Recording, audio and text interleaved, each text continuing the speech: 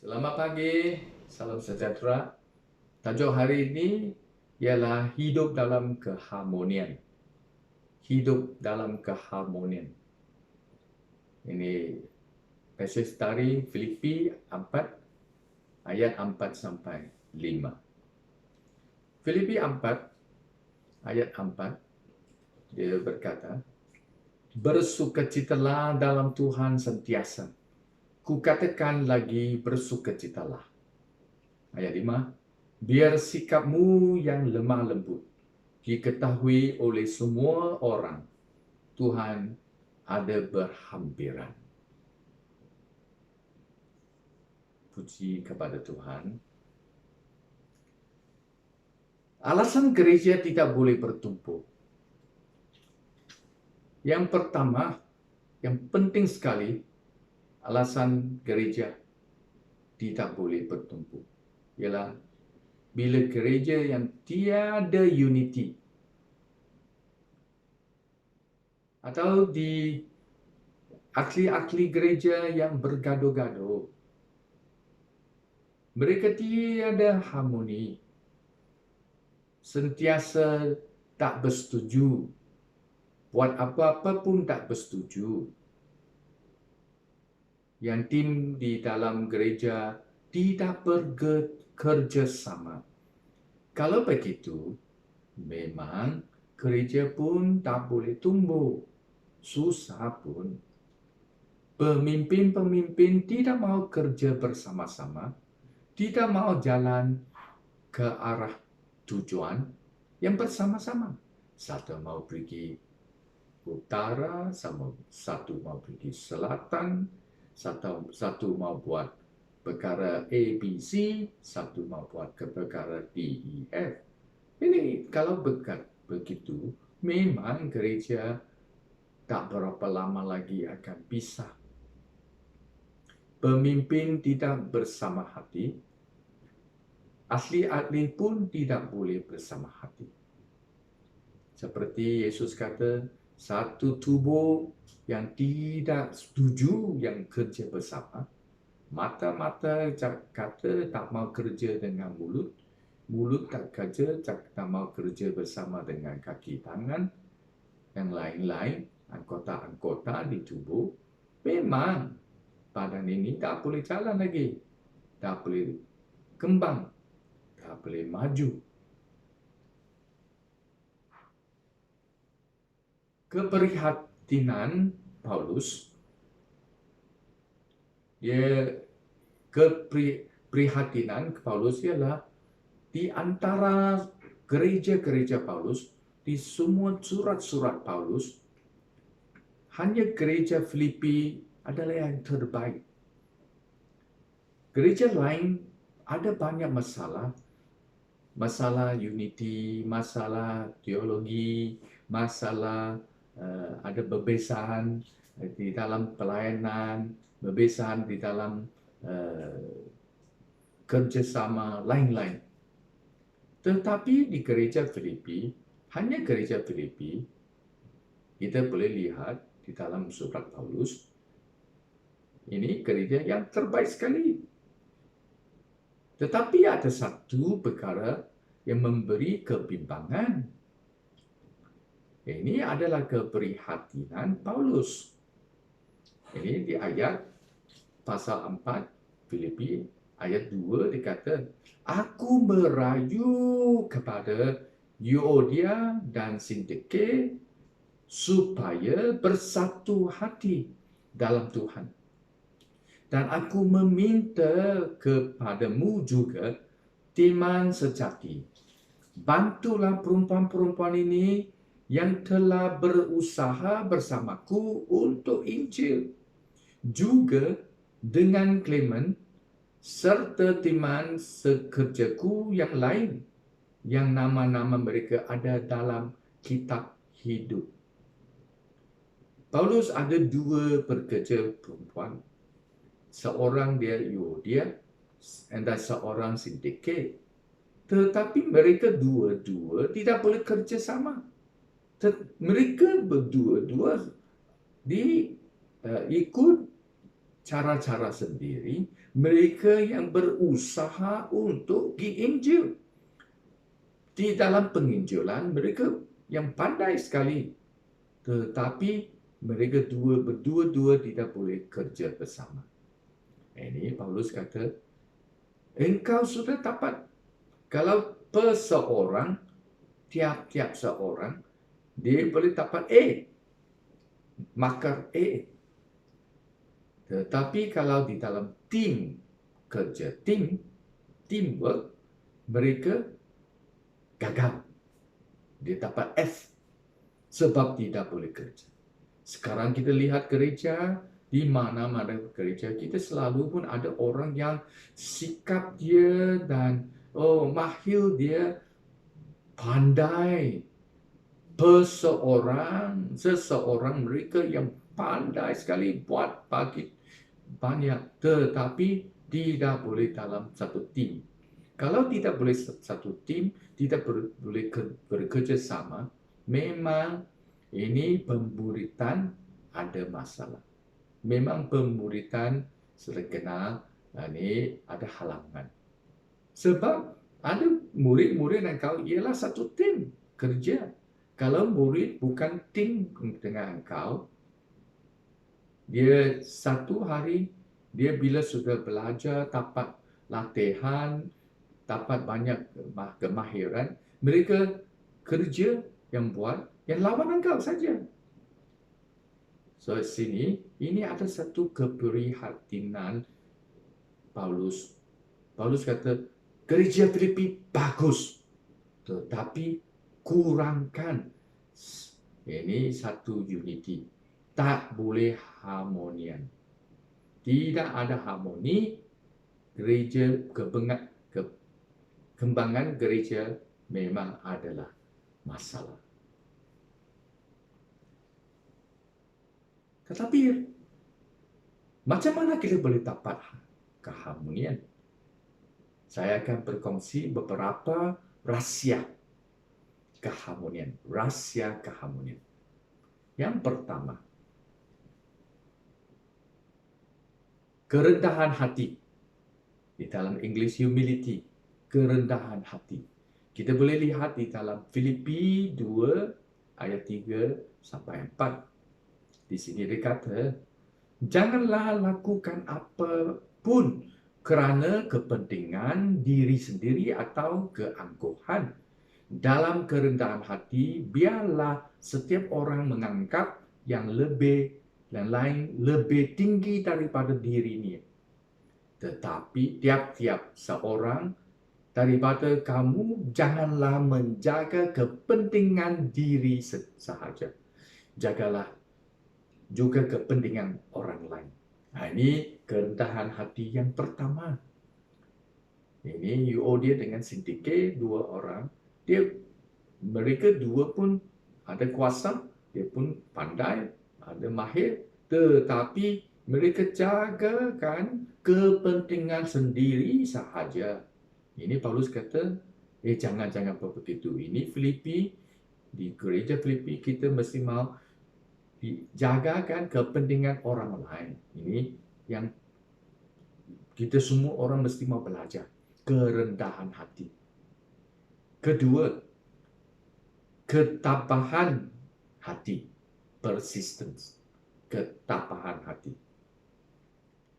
Ini di Efesus 4 ayat 3 sampai 6. Dia kata, dan berusaha memelihara perbatuan dalam ruh dengan ikatan sejahtera. Kamu hendaklah satu tubuh dan satu roh, sebagaimana kamu telah dipanggil dengan satu harapan. Panggilan itu, satu Tuhan, satu iman, satu baptisan, satu Allah, yaitu Bapa sekalian, yang di atas sekalian, melalui sekalian, dan dalam kamu sekalian. Di sini, dia kata kita mesti mau berusaha melihat perbatuan dalam roh dengan ikatan sejahtera. Kita mesti mau berusaha menuju kepada satu padu. Ini adalah bersatu padu ialah Tuhan pun satu saja. Roh, tubuh, kita baptism satu saja. Jangan bagi orang lihat lain. Seperti gereja ada beberapa jenis baptisan, beberapa jenis roh, beberapa jenis ini pelayanan. Tetapi satu untuk ikatan sejahtera. Ini penting. Kita mesti mau tabahkan hati sendiri bersama-sama. Ini kedua. Kita lihat ketiga, ialah keteguhan hati. Ini English kata passion. Di Filipi 2 ayat 14 sampai 16, dia kata, dalam segala perbuatanmu, janganlah bersunggut-sunggut dan berbantah-bantah, supaya dirimu tidak beraib dan bersalah, dan kamu menjadi anak-anak Allah yang tidak bercela antara manusia dalam zaman yang penuh tipu daya dan perbuatan songsang, maka terselahlah kamu seperti binatang dalam dunia. Berpegang teguh pada firman yang memberikan kehidupan. Dengan demikian itu, aku dapat bersukacita pada hari Kristus kerana hidup dan usahaku tidak sia-sia. Dia kata di dunia ada segala perbuatan. Janganlah bersungguh-sungguh berbantah-bantah. Ada banyak ketipuan, kesalahan. Tetapi jadi anak-anak raja, anak-anak Allah, kita tidak bercela antara manusia. Tak sama lagi. Kita sekarang mau pegang teguhkan hati pada firman yang memberikan kehidupan. Dengan demikian aku dapat bersukacita pada hari Kristus. Ini kita mesti mau kerja sungguh-sungguh. Pegangkan. Ini sampai kita adalah pegang sampai teguh di dalam firman. Dan firman ini ialah kita bersukacita. Firman ini adalah kita memberikan ikatan sejahtera. Ini pada hari Kristus kita semua boleh menerima dan dengan bersukacita. Ini passion, kerja, pegang, teguh untuk iman, untuk Kristus.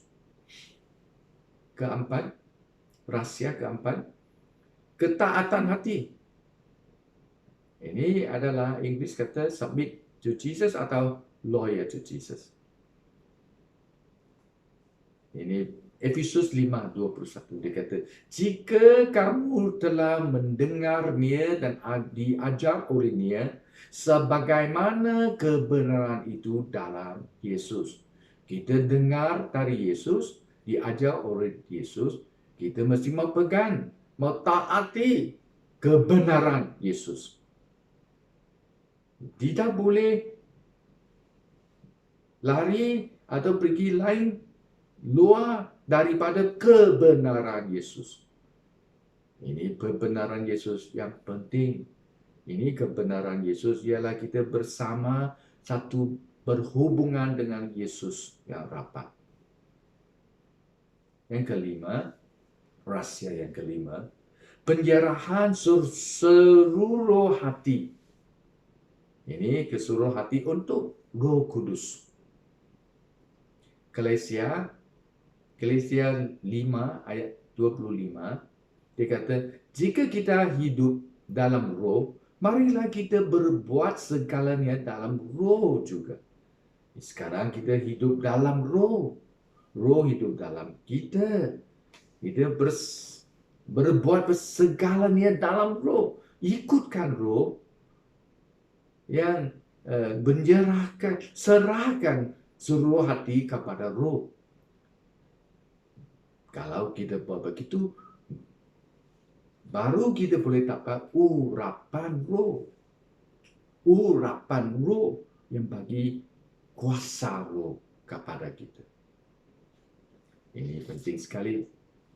Di sini kita lihat rahsia keharmonian. Pertama, kerendahan hati. Kedua, ketabahan hati. Ketiga, keteguhan hati. Keempat, ketaatan hati. Kelima, penyerahan seluruh hati. Apalah hasil keharmonian? Hasil keharmonian ialah sejahtera atau shalom. Ada orang kata ini aman damai. Efesus 4:3 dia kata, dan berusaha memelihara perpaduan dalam Roh dengan ikatan sejahtera. Filipi 4:7 kata, dan sejahtera Allah yang melebihi pergetian manusia akan memelihara hati dan pikiranmu dalam Kristus Yesus. Ini hasil keharmonian ialah kesejahteraan. Sejahtera Allah. Ini penting sekali. Kalau adalah sejahtera Allah di dalam hati kita, kita tidak adalah kebimbangan lagi. Tidak ada ketakutan lagi. Kita sangat boleh kata ada kuasa yang boleh menolong kami yang maju dalam firman dan iman Yesus Kristus. Hari ini, kalau mari kita akan masuk dalam keharmonian, hidup dalam keharmonian, marilah kita buangkan segala halangan. Marilah kita buangkan segala halangan. Yang penting sekali, kita mesti mau buangkan halangan di dalam hati kita. Di dalam hati kita.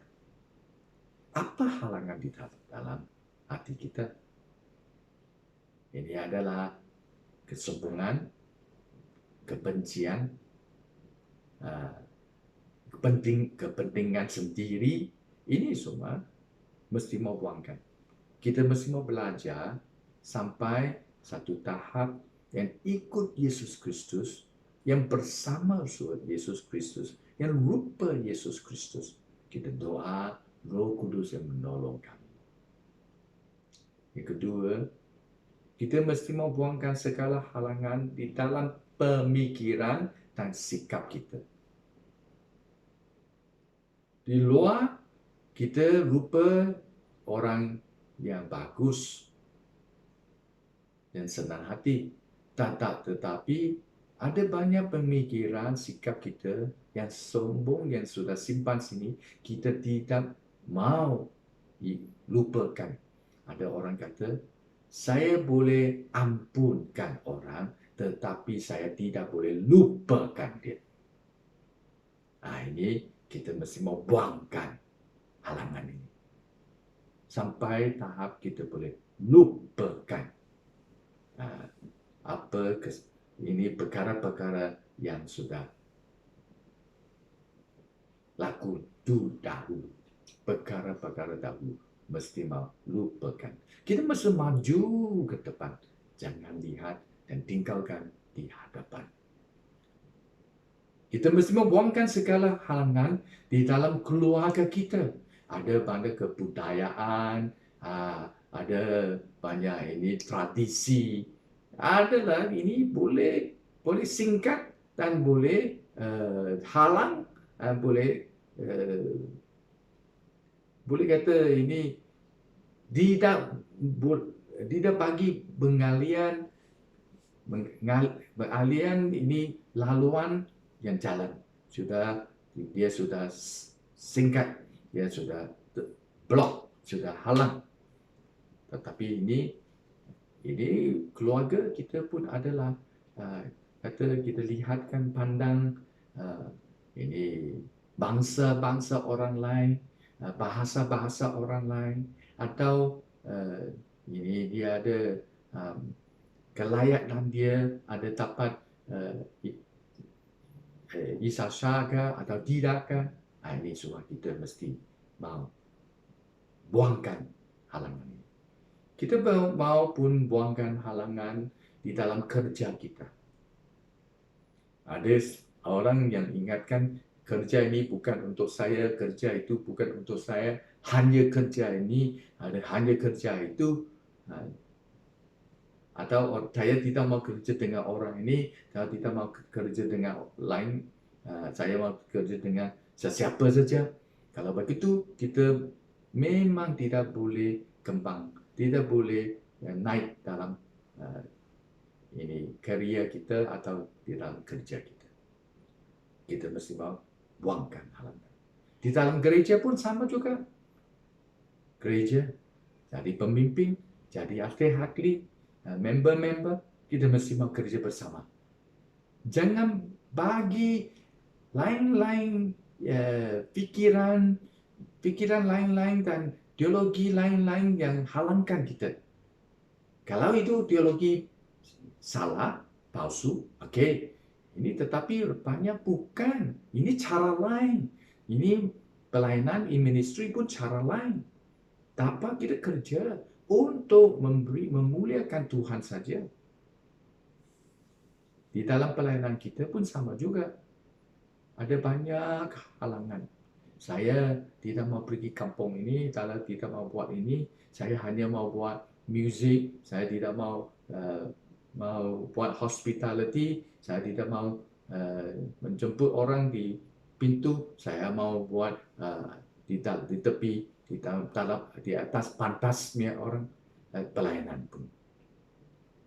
Kita mesti marilah buangkan semua halangan. Ini halangan yang tidak tolongkan gereja yang tumbuh. Marilah kita doa. Haleluya. Roh Tuhan, Roh Kudus, datanglah. Urapkan kita. Biar kita boleh bersama maju di dalam firman Tuhan, di dalam iman Tuhan. Tolonglah kami. Tetapi banyak halangan sampai kita tidak boleh hidup dalam keharmonian. Tolonglah. Paulus lihatkan berdua-dua pekerja perempuan dia, Yodia dengan Sintike. Mereka dua-dua yang bagus, tetapi tidak boleh jadi satu tim. Tolonglah, kami mesti mau jadi tim. Tim baru kerja bersama-sama yang kita boleh latihkan. Orang yang pandai, tolong orang yang tidak. Orang yang ada kemahiran, tolong orang yang tidak. Orang yang kaya, tolong orang yang tidak. Bekerja sama untuk kemuliaan kepada Tuhan. Tolonglah. Datanglah. Haleluya. Haleluya. Kesejahteraan Tuhan Allah melebihi perkatian manusia, memeliharakan hati kami dan keluarga kami dan pelayanan kami dalam hari ini sampai selama-lamanya. Dalam nama Yesus Kristus kami berdoa.